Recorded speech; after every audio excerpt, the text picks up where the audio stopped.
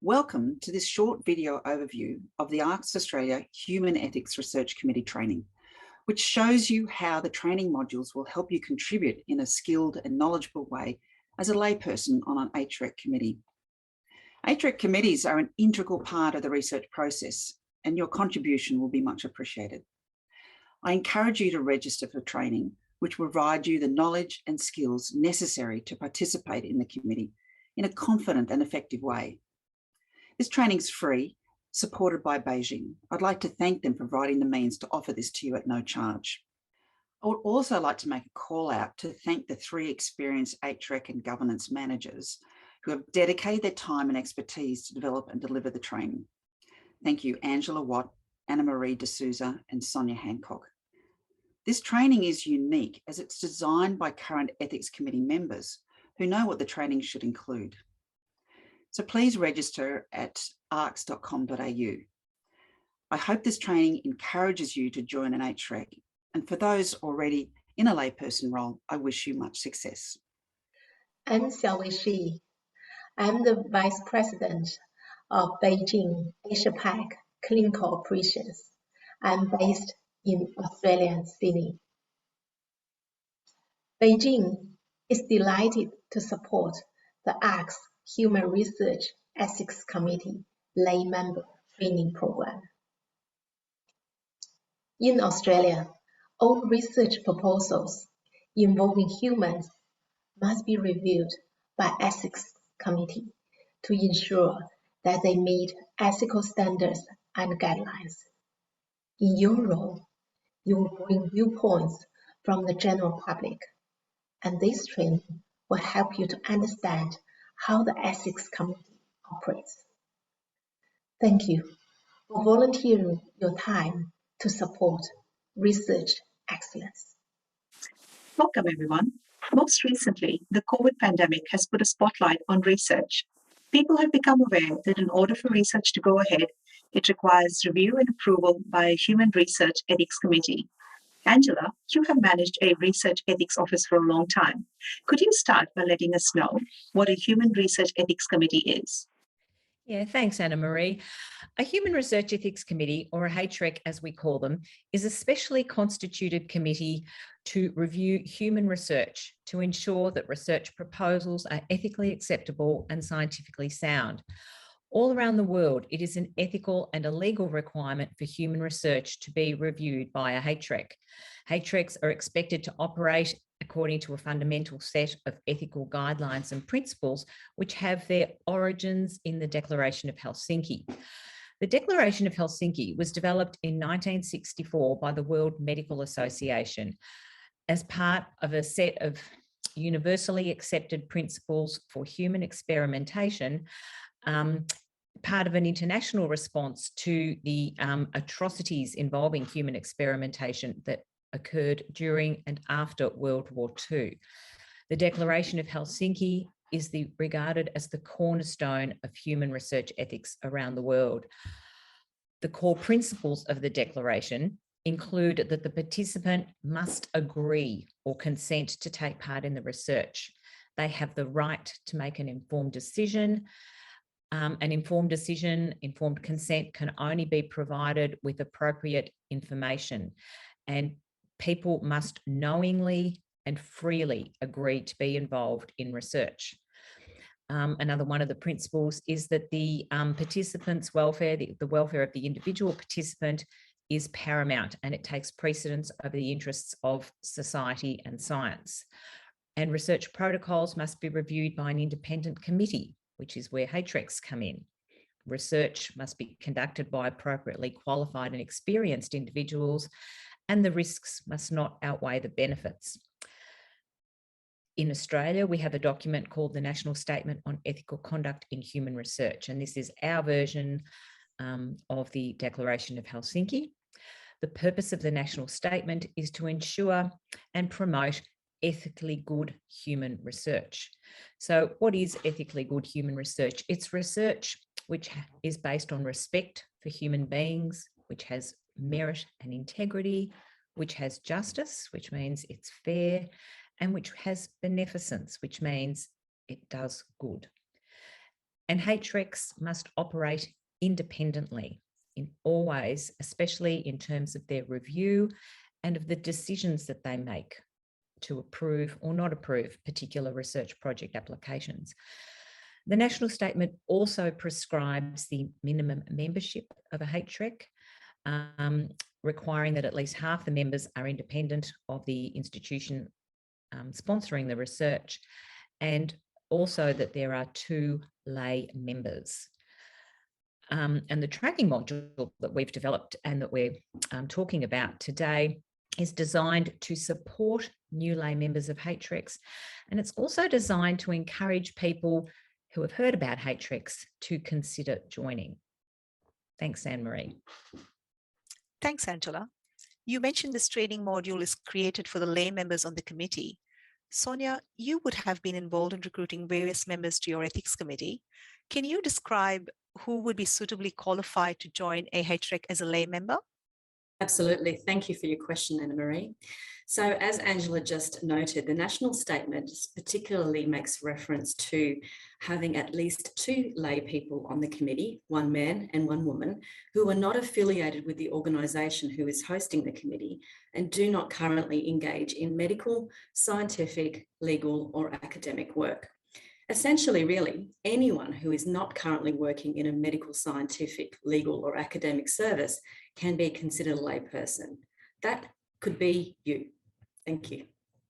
That's interesting. Thanks, Sonia.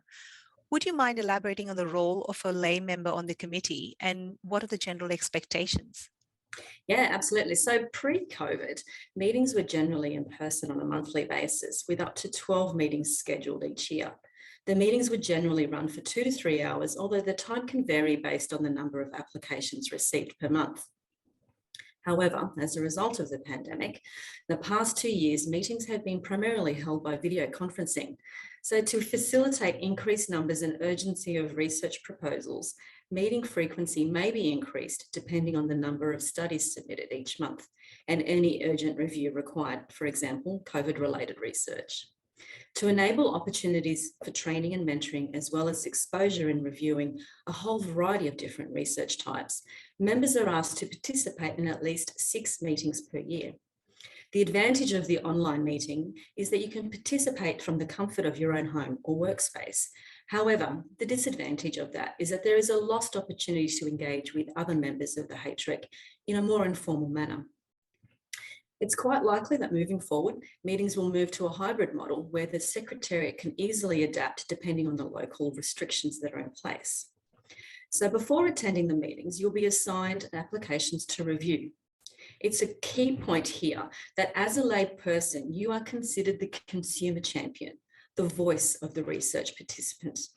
Your main area of responsibility is to determine if a proposal appropriately considers the impact of the research on the individual, and where applicable, the wider patient population to whom the research is aimed at.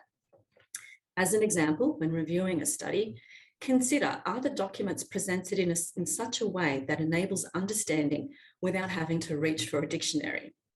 Most participant information sheet and consent forms, writing guides, recommend pitching the language at a 12-year-old that they could understand. There are additional considerations you would specifically review, including suitability of recruitment methods, specific considerations around vulnerable populations, to name a few. More information on what your review would require is available and is outlined in the module. Thank you. Thank you. That was very informative. Do research officers provide training for their committee members, and why do you think this is important? Absolutely. So research officers do provide training for new members. However, it varies in approach. So following a declaration of interest in joining the committee, you would ordinarily meet with the chair or deputy chair and the secretariat to discuss the requirements of the role and how your invaluable contribution will help balance the representative voice of the HREC. You'll be oriented to the relevant guidance documents used to support your review and the online platform in which you'll review the research proposals. Every meeting attended creates an opportunity for learning, as you will hear different viewpoints from the various other members of the committee. In addition, the institution that hosts the committee is responsible for providing training on topics that are considered essential to the deliberations of the committee. However, this training module will provide a firm foundation of the how-to, the practicalities to help you become the best HREC member that you can. Thank you. Thanks, Sonia. I'll come back to you, Angela. You sound very passionate about research and have always been in the years that I've known you. Could you please comment on why someone should join an ethics committee? Because it's fun. Being part of a HREC is an amazing experience. It's incredibly rewarding. You have a really special opportunity to give back to the community and to make a real difference. Good research has the potential to benefit everyone. Directly, if we happen to require medical care ourselves, and of course, indirectly, if our family, friends, and people all around the world require medical care. Think of the many amazing healthcare options that are available today. Many people take these for granted. We have treatments for things like cancer, stroke, diabetes, asthma, celiac disease, and osteoporosis. We have organ transplants for hearts, lungs, and kidneys, IVF for people who need help having a baby. And we have vaccines for a huge range of infectious diseases, including COVID. Through membership of a HREC, as a lay member, virtually anyone, regardless of their level of education, can contribute enormously. The people you meet on a HREC, your fellow HREC members, the research managers, the researchers, everyone, they're all amazing community-minded people. And so along the way, as well as meeting all these amazing people, you also learn so much and you help very dedicated people make a real difference. You can be at the forefront of the latest ideas and developments in modern medicine.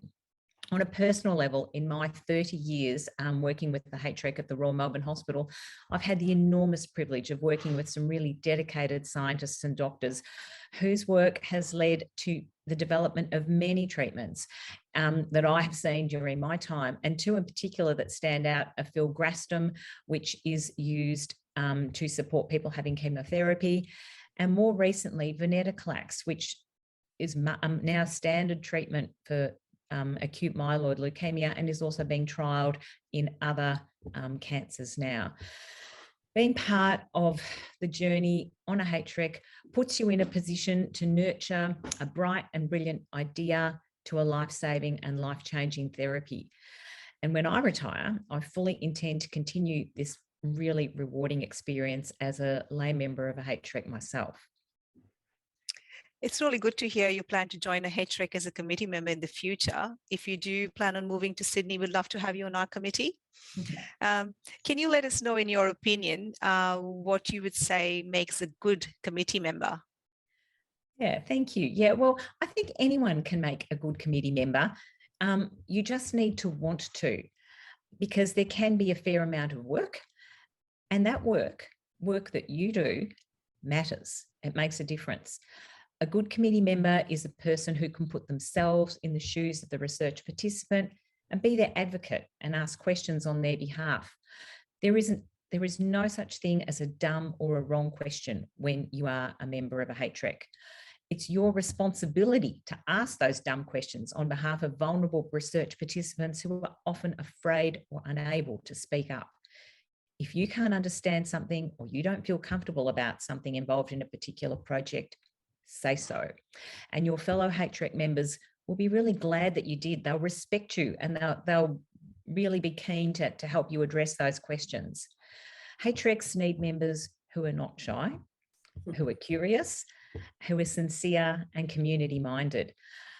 It's also important to be detail-oriented to an extent, willing to learn, and able to consider other people's points of view. On a practical level, you need to have the time to do this. Attend meetings, ask questions, review research proposals in a timely manner. You do need to be prepared to make a commitment to the HREC you're a member of, to actively listen and contribute to the work of the committee.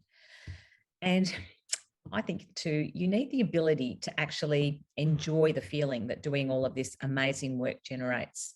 And your fellow human beings will be most grateful.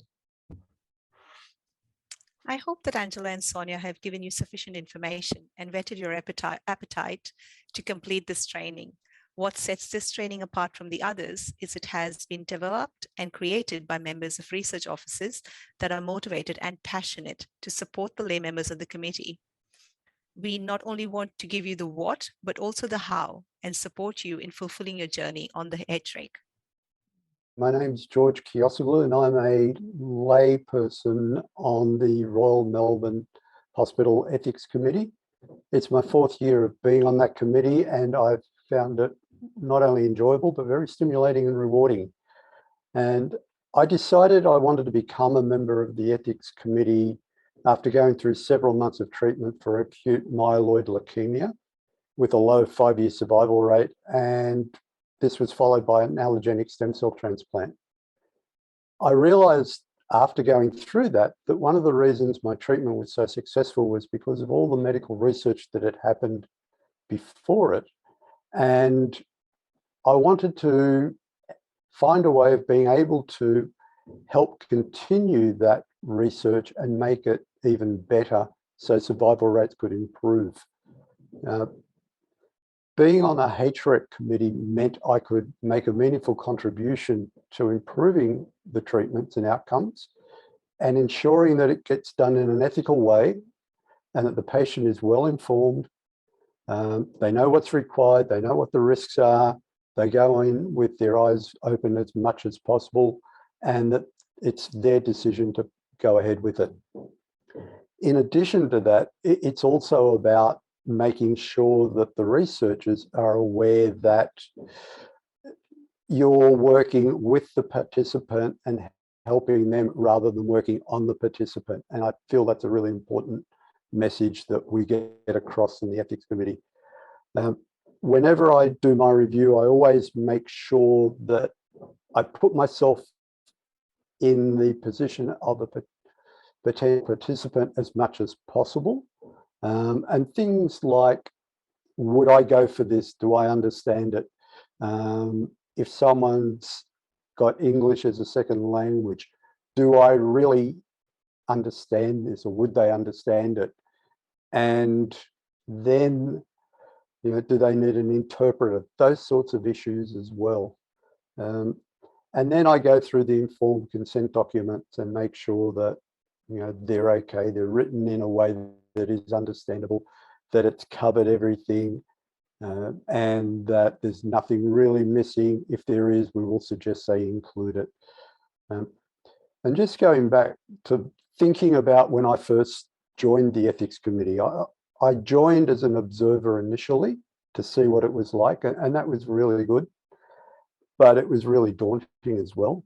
And I still remember my first review that I did, and looking at it, my thoughts were, did I do the right thing? Was I being too critical? Did I read all the relevant documents? Do I really need to read all the protocols, investigation brochures, etc.?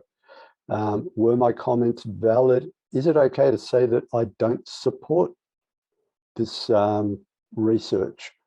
So all of that was going through my mind, and it would have been nice to have had training beforehand to be able to understand that you didn't need to do, a lot of my fears were not warranted.